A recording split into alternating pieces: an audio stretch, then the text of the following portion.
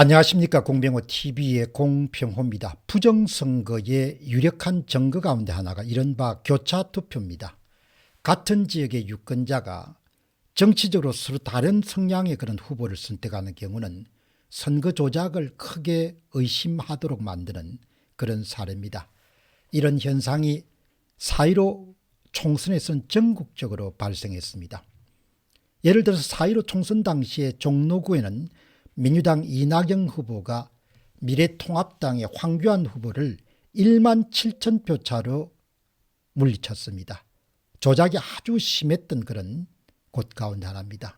그런데 놀라운 숫자는 비례대표 투표에서는 자유한국당, 미래통합당의 위성정당인 미래한국당이 3만 987표를 얻고, 그리고 더불어민주당의 위성정당인 더불어시민당이 3만 539표를 얻어서 미래한국당이 적은 수입니다만은 448표로 앞섰습니다.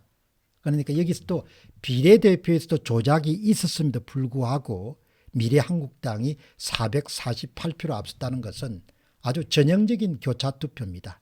그러니까 후보는 민주당을 뽑고, 그리고 정당은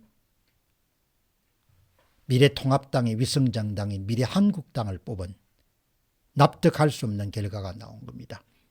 비례대표 투표에서는 상당한 조작이 있었음에도 불구하고 448표라는 차이로 비례대표 선거에서는 미래통합당의 위성정당인 미래한국당이 크게 승리를 거둔 것으로 보입니다. 이 같은 교차투표가 선거 조작 전문가들에게는 상당한 부담이 됩니다. 그러니까 자신들의 투표 조작이 밝혀질 수 있기 때문입니다.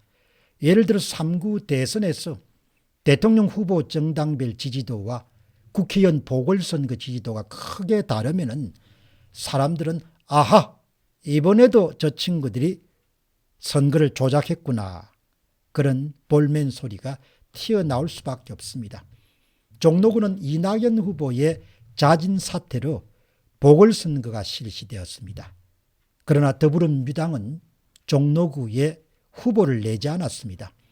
송영길 당대표는 더불어민주당이 종로구에 후보를 내지 않는 이유를 주저리 그렇게 설명했지만 알만한 사람들은 다 그런 설명이 거짓말인지를 잘 압니다. 종로구에 출마한 국회의원 보궐선거 결과와 대통령 선거 결과가 너무 다르게 나올 것을 두려워한 나머지, 걱정한 나머지 바로 더불어민주당의 수뇌부가 종로구처럼 정치적으로 상징성이 강한 지역에 민주당 후보를 내지 않았던 것입니다.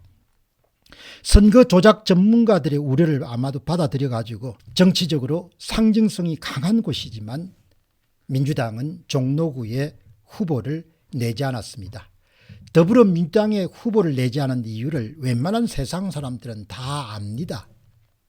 이미 이번 대선에서도 사전투표를 크게 조작해서 부정선거를 하겠다는 뜻이고, 부정선거가 들키지 않도록 그렇게 종로구와 같은 상징적인 장소에서도 바로 후보를 내지 않구나, 그렇게 많은 사람들이 생각했을 겁니다.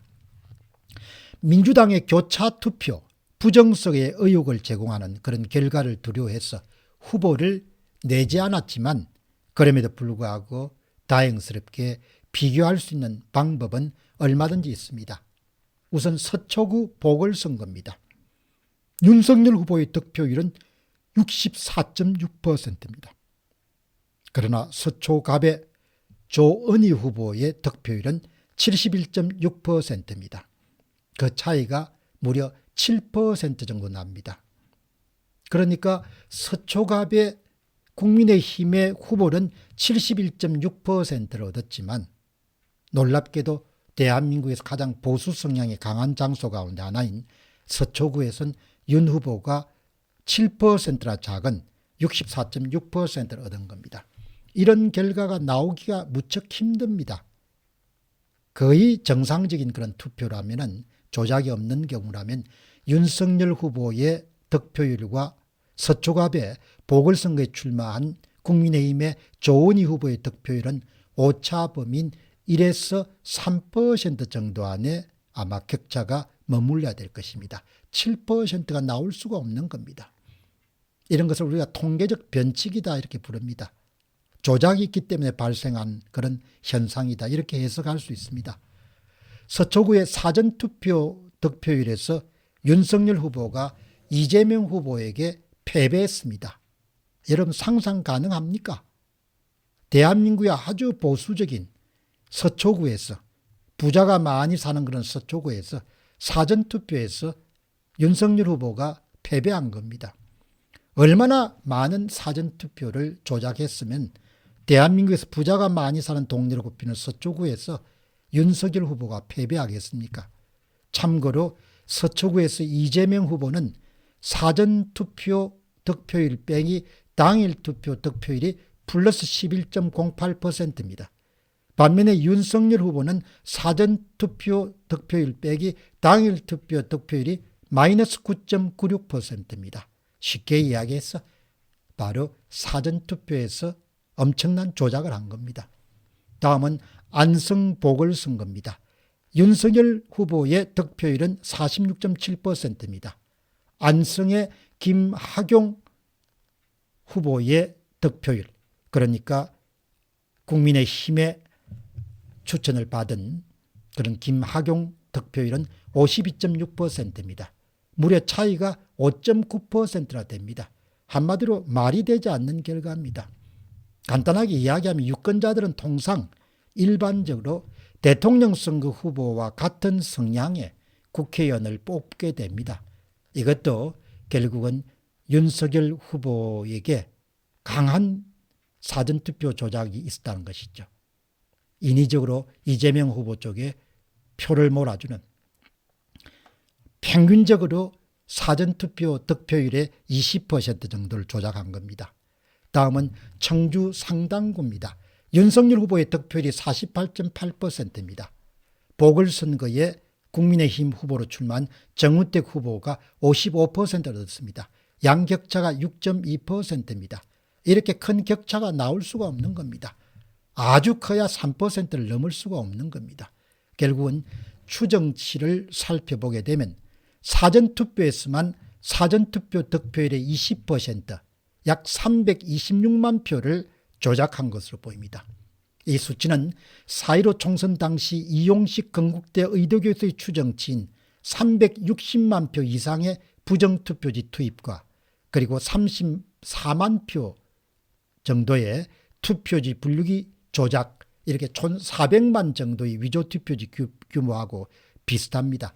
326만 표가 아주 최소치이기 때문에 3구 대선에서 사전투표 득표율 가운데 20%를 조작한 것은 사전투표에 국한된 것입니다. 3구 대선에서는 4.15 총선에 비해서 비교적 당일 투표 조작도 상당히 활발했습니다. 특히 투표지 분류기를 이용해서 100장당 1장 혹은 100장당 2장 등과 같이 기표 도장이 없는 투표지가 이재명 후보 쪽으로 그렇게 카운팅 되도록 한 사례가 전국적으로 다수 이렇게 포착이 됐습니다. 그렇기 때문에 최소 326만 표 이상을 3구 대선에서 조작했다. 그리고 4.15 총선에서는 약 추정치가 400만 표다. 326만 표 플러스 알파가 바로 3구 대선의 이 소위 조작 규모고 4.15 총선에서는 약 400만 표 정도가 조작 규모다. 이렇게 볼 수 있겠습니다. 이런 짓을 범하고서도 들키지 않겠다. 이렇게 생각을 했겠죠. 아마 시간을 두고 줄줄이 다 포승줄을 잡고 가는 신세가 될 것으로 봅니다. 하루속히 국민의힘이 3구 대선의 심각성을 인식하고 선거 공정성을 확립하기 위해서 검찰 고발과 아울러서 검찰 수사가 이루어져야 될 것입니다. 국민의힘에 몸담고 있는 소위 부정선거, 4.15 부정선거에 대해서 침묵했던 많은 의원들이 늦은 감이 있지만 지금이라도 나서서 한국의 선거 공정성 문제를 더 이상 훼손하지 않도록 그렇게 조사와 그리고 제도 개선 작업에 임해주기를 강하게 요청드립니다. 공병호 TV의 공병호였습니다. 감사합니다.